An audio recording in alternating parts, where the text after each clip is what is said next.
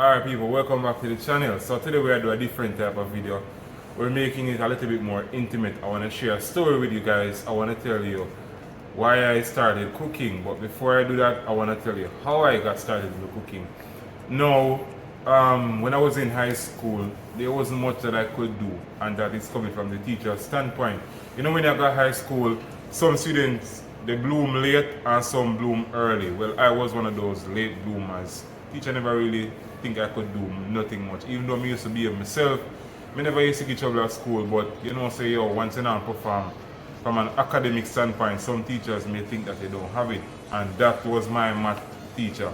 When I'm in 9th grade, my math teacher look at me and tell me, say, yo, I can't do nothing in life. The only thing I ever can do is PE, because I got a grade like 85 on PE. So she was saying that maybe I need to go do something in PE. I didn't take it the wrong way, even though I felt embarrassed and I was really upset with her, but I decided that at that moment I'm going to sit down and I'm going to find something that I can do in life. Two things that I could do. I could draw and I could cook. But I prefer drawing over cooking, but I chose cooking because in those days, really and truly, we didn't know that there was an avenue to make money from drawing. We just think it's just an hobby. I'm going to leave high school. I'm not born with no gold spoon in my mouth. I don't have nobody to stretch my hand to. I have to go find a way to make money for myself. And drawing was not going to pay the bills. So, but if it was now, I knew that, there's an avenue for that. But back then, we didn't know that we could draw and do creative art stuff and make a living from that. So I didn't bother to go down that path. But I was good at drawing growing up. I even entered drawing competitions and I won. I'm not sure if I won, but I had one of my drawing featured in the school children's own when I was very small. So I was good at it. But I was even more good at cooking. That was my thing. In high school, when you were in 10th grade and 11th grade, my friends could tell you, we used to have key for the kitchen, we used to have key for the home economics room. Lunchtime, we don't buy lunch, we cook lunch. If I rice and mackerel, I rice and mackerel. If I rice and bully beef, I rice and bully beef. And that's everything went there. And with farm teacher, she did support all of it. We had a farm teacher, oh my God, that woman, she had a very important role to play in me choosing to cook. Even if I didn't meet her, I would still go on to become a chef, but at the same time, she played a very important role. Her name was Miss Lindsay. Miss Lindsay was the home economics. I think she was the head of the home economics department. I kid you not, this woman was like a student, except she was an adult and everybody gave her respect. So Miss Lindsay, if you ever get to see this video, I want to say thank you from the bottom of my heart. I'm going to show you how Miss Lindsay played a role now. So Miss Lindsay, she always encourages us when it comes down to food and stuff like that. Now there was a hotel that we were looking for some students to train, free labor, train you. Maybe they're contributing back to society or contributing back to the community, but they chose our school, William Lee Memorial High School. They wanted some students and the teacher chose some of her best students. And I was a part of it, of course. Now, when we got to the hotel, the name of the hotel was FDR Pebbles. It's no longer in operation, it was a family-owned hotel. When we got to the hotel, we were supposed to be at the interview around 9 o'clock. We got there from 7 o'clock. We stayed outside, we stood outside for almost 2 hours until the general manager came. General manager was a man by the name, well, he's still alive, but at the time, he's no longer the general manager of the property, of course. But his name is Freddie DeParles. Freddie DeParles is a man who is very strict. This man strict beyond words can comprehend. In a business, if you're a bad man, short man, tall man, fat man, old man, little pitney, he match out to you the same way. And when the man did the talk, you better make sure you have food in your belly because you can hear all of the sound that vibrate when that the man did talk. That the man there was rough. That the man there see and him shout, the man say, yo, yo, yo, yo, yo, yo. So when we sit down in our lobby and get ready to go in a man interview, when a girl them who come on the trip with us, well, not the trip, and the interview, she nervous to the point where she couldn't speak. So we go in at the office one by one. We did our interview. That was my first time doing an interview, which was great because at least it's preparing me for what is to come in the future. We did an interview, professional interview. He chose 4 of us, 4 male students and 4 female students. Now, when we got to the kitchen, in the kitchen on the left, that was where the dining room area was and the washing up area. So all of the plates were there, plus there's a dishwashing sink and dishwashing machine and everything. Anybody who has ever been into one of those commercial kitchens, they know what I'm talking about. So there's a huge area for dishwashing on the left and the right. And the range was on the right. That's where they have all of the stoves string out. All the high stove them string out with the cutting board, big table, everybody big vent.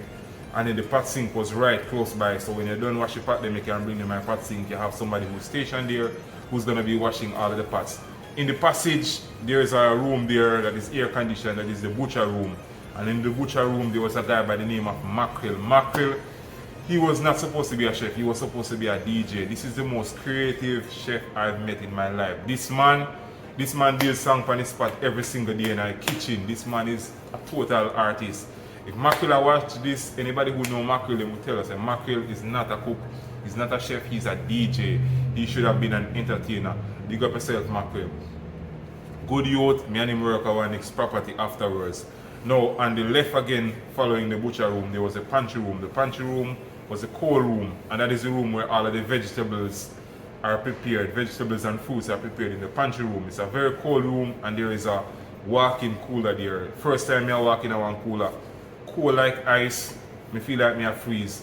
But that's where they put me to work for the first day. And in that room, that's where all of the females work. So you know, say if you have an era where you have so much females, obviously there's going to be a lot of gossip.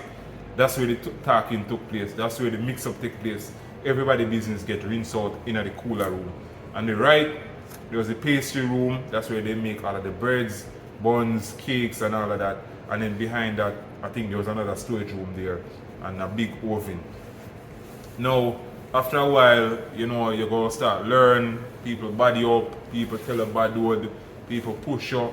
But you can't retaliate really and truly because you're there to learn. That's how the kitchen is. It's a very rough environment. It's like when you're going into the army, people are rough you. That's how it is in the kitchen. People rough you all the time. They treat you like little pitney. But luckily for us, we were very young, so it was not difficult to make that transition. And if you're humble, I guarantee you, people are going to push you. That was one of the greatest things that I learned. If you're humble, they'll be so reluctant. They won't be reluctant to train you. They're going to push you, and you're going to just be absorbing everything, and you're going to transition fast and moving. It's when we get my first paycheck, no tax come out of my money because I was so young. So the government wasn't taking tax on my money. We go come, and the days when we weren't going to school, we were there in khaki pants, white shirt. After about 1 week, it was so difficult that the female students, they decided that they're not going to continue with this. There's only one of them who stuck by it, but even though she dropped out at that point, she later became a chef as well. So all of the female students, they decided, yo, they're not bother with this. This is not the life for a woman. They're not going to do it. So it was just Pogo, Roman, Jason, and myself. We were there, and you know, we did the training. We got the job. Everyone loved us. The chef was always there. He's always pushing us. A man by the name of Mr. Black. I'm going to tell a story of Mr. Black. I actually did leave the job there because of Mr. Black, and I'm going to share to you why. Right? There was a next person here by the name of Sheldon. Now, Sheldon was the person who I was working with after a period of time. He was the chef that was in charge of the Italian restaurant. He was very good at the time. He was always, you know, showing me the ropes. He never hide nothing from me. He always make sure he say, yo, you know, me focus and I learn how to learn him now. Withheld nothing from me. Good youth. You got to say Sheldon. So the night, for the whole week, I mean, Sheldon was working without day off. Working without day off.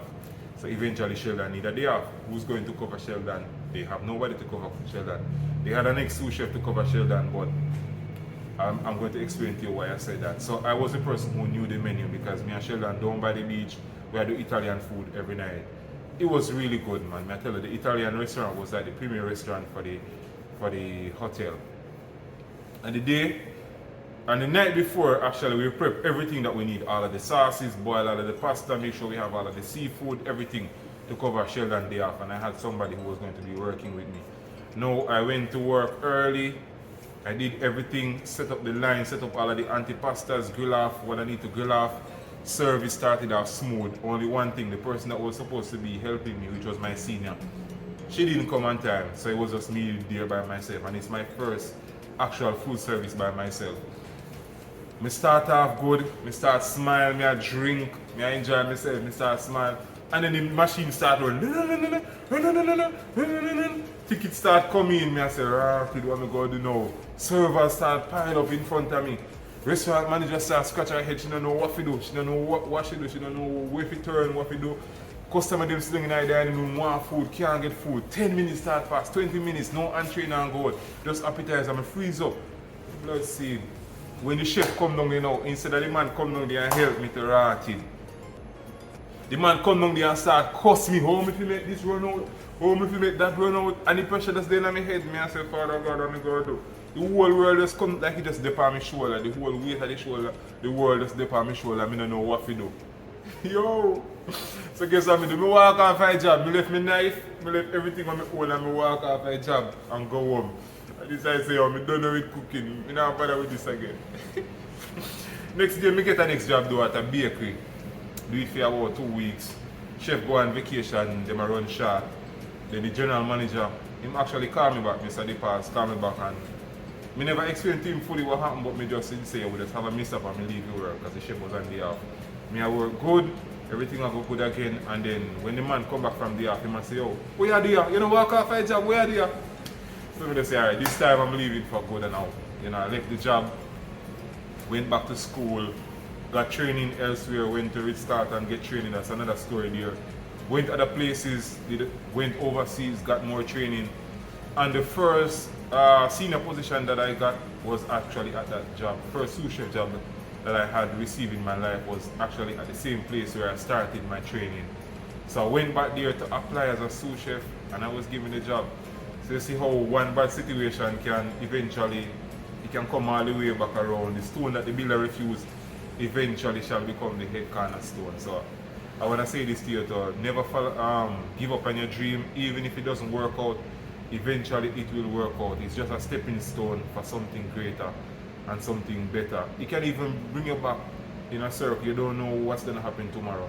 The same thing that you walk away from tomorrow might be the thing that propel you, you know, for greater in your future. And because of that job, because I was able to put that on my resume, I was able to land other jobs. So who knows? As I said, if you're enjoying the video, remember to like and subscribe and share the content so that we continue to grow.